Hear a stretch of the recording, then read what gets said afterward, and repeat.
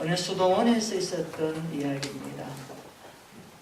수도원에 들어오는 사람들이 점점 줄어들기 시작했습니다. 영문도 모르는 원인이었습니다. 예배 숫자가 줄어들자 수도원은 위기감을 느끼기 시작합니다. 수도사들은 문제의 원인을 다른 사람에게서 찾기 시작합니다. 너 때문이다.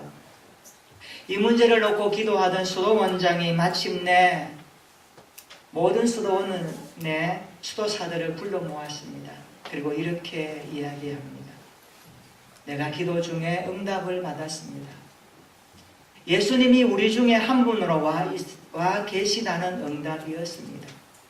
저도 쉽게 믿을 수 있는 일은 아니지만 몇 번이나 같은 응답을 주셨습니다. 우리 중에 예수님이 와 계시니까 우리 이제 그 예수님을 알아보아야 됩니다. 이렇게 이야기를 했습니다. 대부분의 수도사들은 그 수도원장의 말을 들었지만 믿으려고 하지 않았습니다. 어떻게 그런 일이 있을까? 그래도 혹시라고 생각하면서 그냥 지내게 되었습니다. 그런데 웬일인지요. 이 모임이 있고 나서 수도원의 분위기는 180도 달라지기 시작했습니다. 예수님이 자신을 보고 있는지도 모른다는 생각에 사람들은 말과 행동을 조심하기 시작했습니다. 함부로 했던 말들을 조심하고 상대방을 존귀 여기며 귀하게 대하기 시작했습니다. 마치 주님께 하듯이 그들은 서로 관계를 맺기 시작했습니다.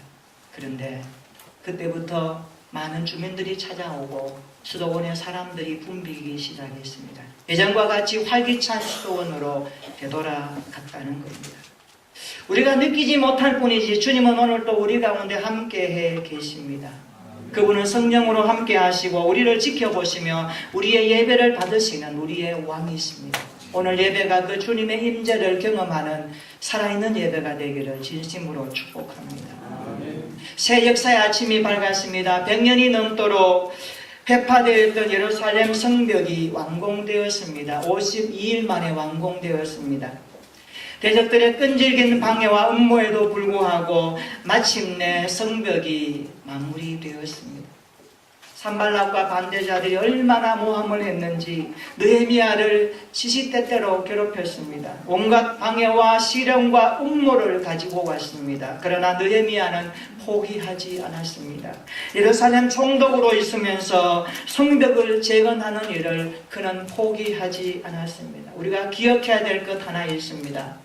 우리가 믿음 생활할 때에 반대가 있다고 해서 하나님의 일은 실패하지 않는다는 것을 알아야 됩니다. 시련은 있어도 실패가 없다는 것이 하나님의 일입니다. 믿으시기를 축원합니다. 예레미야 6장 16절에 보니까 그들이 고백하기를 우리 하나님께서 이 역사를 이루셨다라고 고백하고 있습니다. 그렇습니다. 교회는 하나님이 붙들고 계시기에 교회를 통하여 하나님의 역사는 오늘도 이루어진다는 사실을 우리에게 가르쳐주고 있습니다. 주님께서 지금까지 우리 교회를 붙들고 오셨음을 믿으시기를 축원합니다. 우리가 믿음 생활하다가 때로는 넘어지고 때로는 실패하고 때로는 일어나기 힘든 상황을 만나서 주저앉고 싶지만 그러나 주님께서 우리를 붙들고 계시기 때문에 우리의 신앙생활은 결코 실패가 없다는 것을 확신할 수 있기를 축원합니다. 결국 느헤미야는 승리했습니다. 성벽 완공은 유다의 새로운 희망과 대전환점을 가지고 왔습니다. 성벽 완공의 의미는 무엇입니까? 그것은 회복을 가져온 계기가 되었다는 것입니다. 백성들이 수문 앞 광장에 모였습니다. 말씀 사경회가 일어났습니다. 죄를 자복합니다. 회개운동이 일어났습니다. 금식하며 무너진 그들의 신앙을 재건하기 시작합니다. 그것이 바로 하나님께서 역사하셨던 일이었습니다. 성벽이 완공되자마자 느헤미야는 사람들을 세워서 성을 지키기 시작합니다. 1절 한번 읽어볼까요? 오늘 본문의 말씀입니다. 1절 시작. 성벽이 건축됨에 문짝을 달고 문지기와 노래하는 자들과 레위 사람들을 세운 후에 아멘. 느헤미야는 가장 먼저 레위인을 세웠습니다.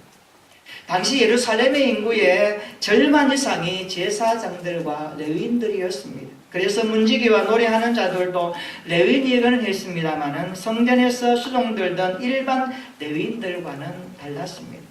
레위인이 누굽니까? 성전을 섬기는 사람들입니다. 그들은 태어나서 30세가 될 때까지 부모 밑에 있다가 30세부터는 성전에 들어와서 50세가 될 때까지 하나님을 예배하며 살았습니다. 제사장을 도와서 소를 잡아 하나님께 제사하고 성전에서 주야로 찬양하는 일을 했습니다. 성전문을 열고 닫으며 아침부터 저녁까지 하나님을 예배했던 사역이 그들의 몫이었습니다. 왜 느헤미야가 성벽 완공 후에 레위인을 먼저 세웠습니까? 오늘 우리 교회 주시는 중요한 영적인 원리입니다. 언제나 교회가 세우는 사람은 예배자가 되어야 한다는 것을 말씀하고 있습니다. 할렐루야. 교회는 예배자가 구성이 되어야 합니다. 하나님을 예배하는 것이 교회의 본질적 기능 아닙니까? 예배자의 자리에 빠지지 않는 자, 기도의 자리에 빠지지 않는 자, 봉사와 섬김의 자리에 빠지지 않는 자가 교회 일꾼이 되어야 한다는 말씀입니다. 여러분, 예배하는 자가 세우는 건물은 성전이 되지만 예배하지 않는 자가 세우는 건물은 빌딩이라는 것을 아셔야 됩니다. 세 사람의 일꾼이 교회의 당을 짓고 있었습니다. 지나가던 사람이 물었습니다. 무엇을 하고 있습니까? 첫 번째 사람이 말합니다. 우리는 노동을 하고 있습니다. 두 번째 사람이 대답합니다. 우리는 지금 돈을 벌고 있습니다. 세 번째 사람이 대답합니다. 나는 지금 하나님의 집을 건축하고 있습니다. 누가 올바른 그리스도인일까요? 이 세 사람은 같은 시간, 같은 장소, 같은 작업을 하고 있었지만 삶의 태도는 달랐습니다.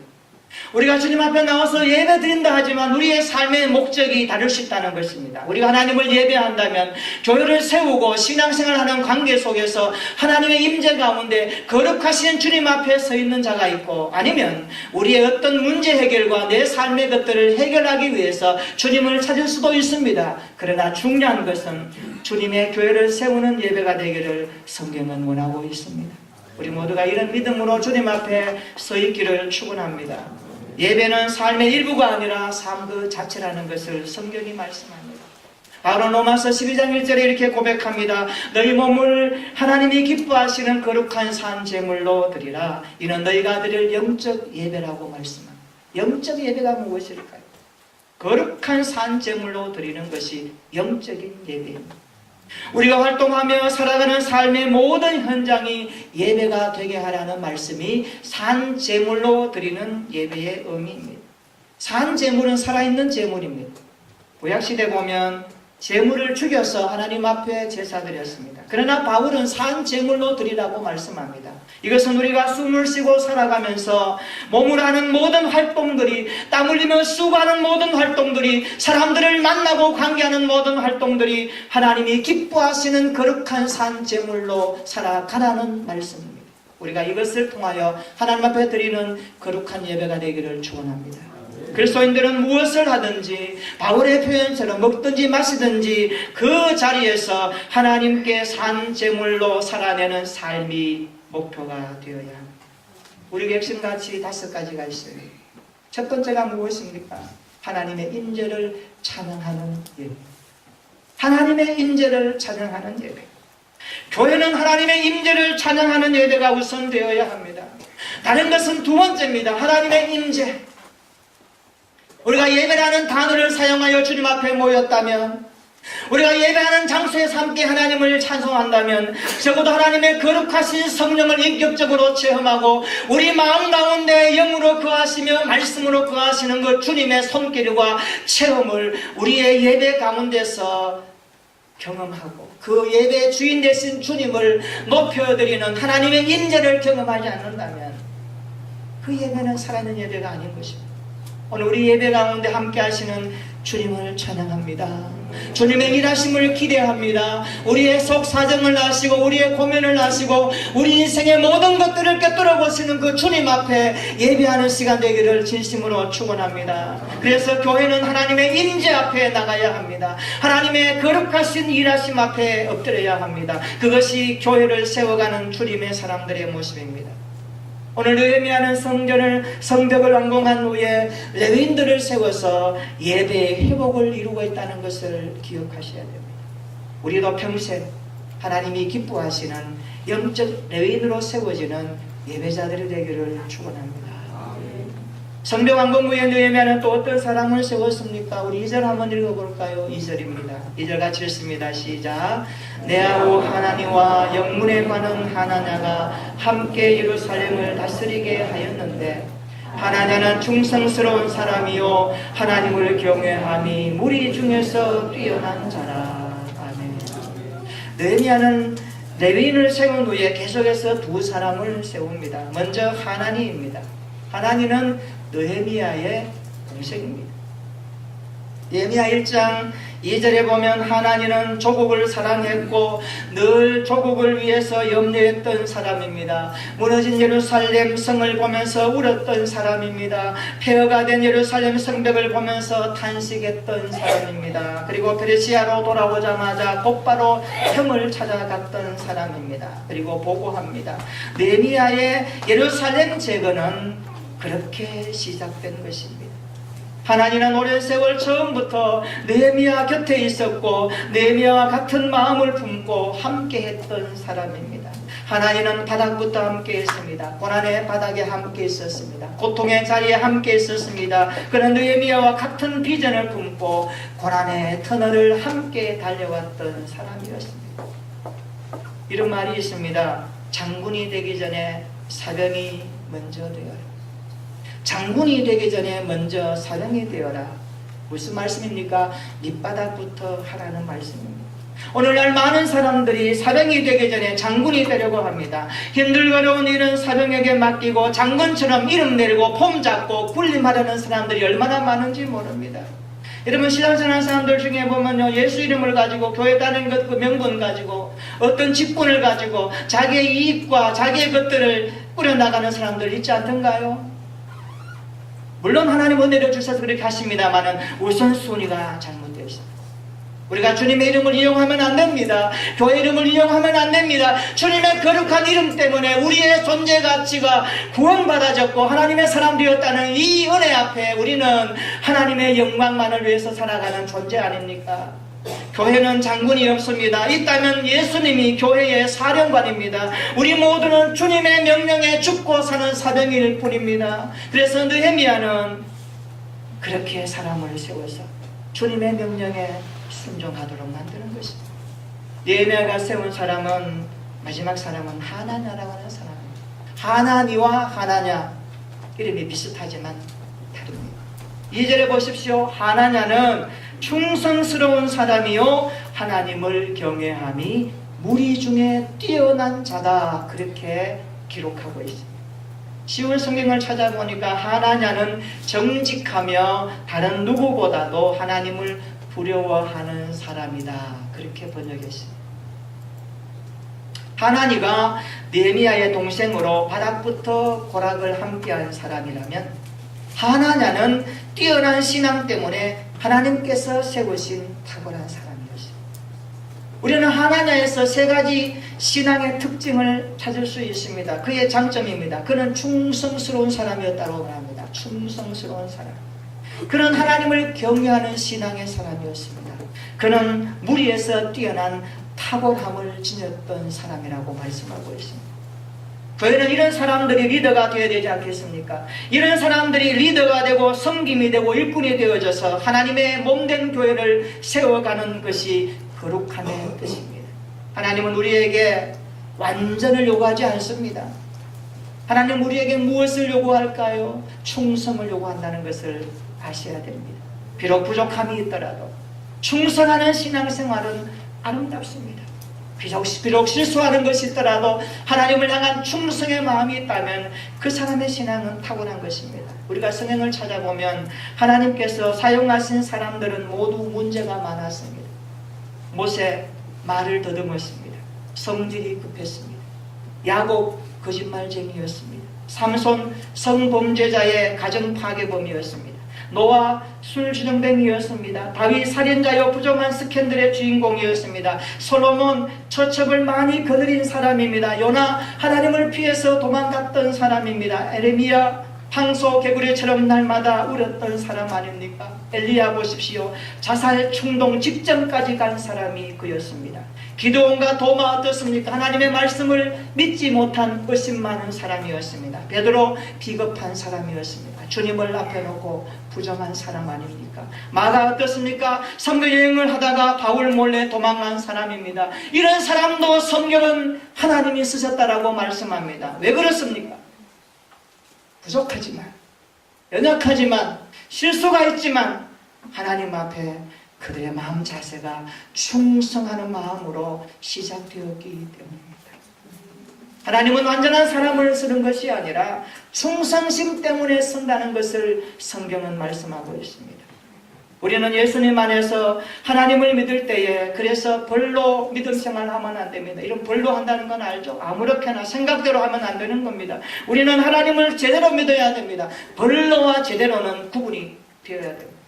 우리가 벌로 하는 신앙생활입니까? 아닙니다. 우리는 제대로 신앙생활해야 됩니다. 건성으로 믿지 말아야 됩니다. 각성해서 하나님을 믿어야 됩니다. 하나님을 제대로 믿도록 각성시켜주는 것이 하나님의 말씀 아닙니까? 그 말씀을 마음에 새기고 머릿속에 담고 우리의 가슴에 담아서 우리의 삶의 연장 가운데 그 말씀이 살아있도록 우리가 하는 것은 우리의 책임이요 사명입니다.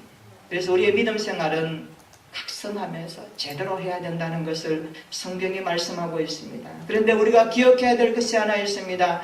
충성과 신앙은 언제나 함께 한다는 것을 성경이 말씀합니다. 헬라를 찾아보니까 충성과 신앙은 어머니 같습니다. 충성을 피스토스라고 하고 신앙을 피스티스라고 합니다. 피스토스와 피스티스는 같은 어원에서 나왔습니다. 무슨 말씀입니까? 충성과 신앙은 쌍둥이입니다. 한 형제입니다. 하나님을 믿으면 하나님께 충성합니다. 하나님께 충성하면 탁월하게 되는 것입니다. 순서가 이렇습니다. 신앙에서 충성심이 나오고 충성하다 보면 탁월해지는 것입니다. 여러분 교회 일을 하십시다, 좀 충성하십시다 라고 말할 때에 여러분 너무 뒤로 빼지 마십시오. 알겠습니다. 순종할 때 신앙이 시작되는 겁니다. 그러기서 충성이 나옵니다. 하다 보면 충성이 되는 거예요. 탁월해지는 거예요. 누구부터 처음부터 잘한 사람 누가 있습니까? 하다 보면 실수도 하고 또 깨닫기도 하고 엎드리기도 하고 하나님 은혜를 구하기도 하고 여러 믿음의 사람들을 통하여서 함께 조언을 듣고 교회를 세워가는 것이 충성스러운 믿음의 사람들이 해야 되는 모습이라는 것을 가르쳐주고 있습니다. 오늘 우리 모두가 신앙에서 충성심이 나오고 충성함으로 탁월한 믿음의 사람까지 세워지는 우리 교회가 되기를 주님의 이름으로 축원합니다. 한 가지 중요한 것이 또 있습니다. 느헤미야는 성벽 완공한 이후에 한 사람을 세우지 않고 세 사람을 세웠습니다. 레위인, 하나니, 하나냐 이들은 전혀 다른 사람들입니다. 이들은 예루살렘을 위해서 일했던 사람입니다. 하나님의 교회는 함께 일한다라는 것을 가르쳐줍니다. 하나님의 교회는, 주님의 교회는 서로 다를지라도, 서로 모습과 삶의 환경이 다를지라도, 살아왔던 배경이 다를지라도 함께 주님의 일에 마음을 맞추고 뜻을 합하여 충성해야 된다는 것을 가르쳐주고 있습니다. 저는 우리 교회가 이런 충성스러운 신앙의 사람들이 탁월하게 섬겨가는 교회가 되기를 축원합니다. 지난주에 교회에 메주가 도착했습니다. 아마 장을 담그기 위해서 메주를 주문한 것 같습니다. 제가 메주를 이렇게 받아보면서 여러 가지 생각을 해보았습니다. 메주는 콩의 원료 아닙니까? 좋은 콩으로 메주를 만듭니다. 콩은 밭에서 나는 쇠고기라고 말할 정도로 영양가가 대단합니다. 단백질, 탄수화물, 비타민, 칼슘 등이 풍부하게 있었습니다. 이 정도 영양분이면 한우 등심보다 월등히 영양가가 높다고 합니다. 그래서인지 몰라도 예로부터 고기가 먹고 싶으면 밭에서 나는 쇠고기도 모릅니다. 고기가 먹을 기회가 적은 시절에 콩은 단백질을 우리에게 공급하는 중요한 영양분이 되었습니다. 저는 이 콩을 보면서 이런 생각을 해보았습니다. 오늘 교회를 한번 투영해 보았습니다. 오늘 교회는 어떤 교회가 되어야 할까?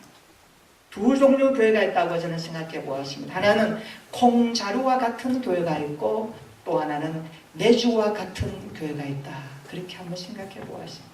여러분 콩자루에 들어있는 콩을 부으면 따로따로 놉니다. 그렇죠? 이 생콩을 콩자루에서 끄집어내어서 어떻게 하겠습니까? 이리 굴러다니고 저리 굴러다닙니다.